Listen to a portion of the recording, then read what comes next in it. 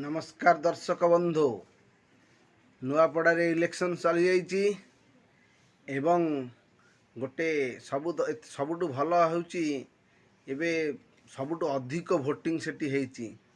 सेठी 78% vote होची जोटा कि 72% भोट हुए एबे बढ़िया भोट हेची किंतु नुआपड़ारे गोटे आलिगेशन लगी जे एठारे भोट चोरी हेची जदि हाथ को चिपुच पद्म को जाऊँगी हाथ को चिपिले पद्म को जाऊँगी यही एक अभियोग आनी एवं आउ गोटे प्रोब्लेम है बूथ नंबर दुईटी बूथ रे एमती है बूथ नंबर 11 एवं बूथ नंबर 6 रे कोमना ब्लॉक रे एमती गोटे अभावनीय घटना घटी गोटे स्त्री लोक जाइतिला भोट देवाई तांकू कहले जे तमे जाओ तम भोटटी दिया सरीची यही दुईटा अभावनीय घटना होती किसी समय पर लोक मैंने भोटा को बंद कर देते सेठू मजिस्ट्रेट आसिले प्रिजाइडिंग ऑफिसर आसिले एवं से चेक कले सब प्रकार जिनस चेक कला परे से माने मंतव्य देले सब ठीक अच्छी एटा किछि कहले हबनी एटा गोटे ह्यूमर एटा लोक मैंने क्रिएट करचंती प्रकृत रे एमिति किछि हेई नै किंतु दर्शक बंधु ये गोटे प्रश्न आसूची जेहेतु शासक दल ऑफिसर माने सब शासक दल एवं शासक दल केबे चाहबो नहीं हारू बोली तेणु सी कल बल कौशल लगे देछि एवं जितिया पे चेष्टा करुच्ची बोली अन्य दुईटी दल कांग्रेस एवं बीजेडी अभियोग करुचंती किंतु अभियोग रे केते सत्यता अछि सेटा तो आमे कहि परिबु नहीं किंतु गोटे जिनस राहुल गांधी जो कही भोट चोरी होची भोट चोरी होची भोट चोरी होची एथर लोक मैंने ताकू बुझिले ना ओडिशा रे जिनस होई नथिवो किंतु एथुर प्रश्न प्रमाणित होची भोट चोरी गोटे होची एवं किछि ना किछि घोटाला होची एवं आ गोटे जिनस होची जो लोक मानकर घर नहीं तांकू जीरो बोली गोटे कैटेगरी रखिछन्ती तादे रखि देछन्ती रूम नंबर नहीं ये नहीं तेणु जदि तांकर घर फर नहीं ते कोठी भोट देबे एमती बहुत अभावनीय घटना घटी जोटा कि दर्शक माने ठीक रे ग्रहण करि पन्नती बीजेडी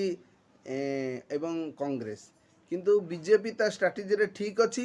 ऑफिसर मानक ऊपर भरोसा रखिया पड़िबो कारण आ परे मध्य किछि करि हबो नै कारण जेतेबेले बीजेडी जितुथला दीर्घ 24 वर्ष हला सेतेबेले तो भोट चोरी होउतला हो नथला कारण बीजेडी जितुला आज जो बीजेपी जितुची ये कथाटा कहते बोली बीजेपी वाला अभियोग लगे तेणु आमर ए किसी कहबार ना कि बुझीबार ना कि मुख्य कथा हूँ लोक मैंने जो निजर मूल्यवान भोटा देइचंती से भोटर आम जदि ये केस करवा केस कले कौन हम तारीख पे तारीख तारीख पे तारीख तारीख पे तारीख जाएगा मिलॉर्ड लेकिन इंसाफ नहीं मिलेगा ये गोटे सनी देओल गोटे डायलॉग थिला दामिनी फिल्म रो तारीख रे तारीख चली जीवो किंतु इंसाफ मिलबनी जहाँ हम से ही हम जहाँ रिजल्ट थरे बारे जो जीता वही सिकंदर आपण जीत कले बले कौशल जी जितब जिमिति जितब जितवा ही मुख्य कथा तेणु एथुरु प्रश्न प्रमाणित होची तेणु आमर ये जिते कंप्लेन कले किसी हेनी जहाँ घटी जाइए से ही हम रिजल्ट जहाँ बाहर किंतु ये जे माने नुहे जे बीजेडी जीतीज बीजेपी एथुरु जीतीज बोली नुहे कारण ये जो जिनसटा है गोटे बूथ कि दुईटा बूथ रही अन्य आड़े सब शांति श्रृंखला भोटिंग है जहाँ फल तेणु बीजेपी आपणकर मोहन माझी जदि एठारे जीतती तांको दल सुदृढ़ हो एवं मोहन माझी को लोक मैंने जहाँ जो 1.5 मासर सरकार है जो 16 मासर सरकार मोहन माझी को लोक ग्रहण करने लोक मैंने भाविबे आउ जदि बीजेडी जीतुची बीजेडी जीतुची ताहले नवीन को भरोसा आसीजिवो एवं बीजेडी एवं शक्तिशाली दल भाव में फेर ओडिशा रे उभा हबो किंतु यांको दुई जनक परे कांग्रेस सेटारे बाजीमात कला भाया लगुच कारण कांग्रेस हूँ आदिवासी नेता जो ठिया करथिला घासीराम माझी सी प्रथम तांकर स्ट्रैटेजी समान थिला सी तांकर कैंडिडेट आगे देते आगे प्रचार करते सबुठ बड़ कथा हूँ आमर जो एग्जिट पोल जो कथाटा कहते एग्जिट पोल आम किमी करूँ लोक मानकर मंतव्यटा को नहीं किंतु सेटारे कौन लोक किसी मंतव्य दबाक नहांती କୌଣସି ଲୋକ ବାହାରେ କହୁନାହାନ୍ତି ଯେ ଆମେ କାହାକୁ ଭୋଟ୍ ଦେଇଛୁ।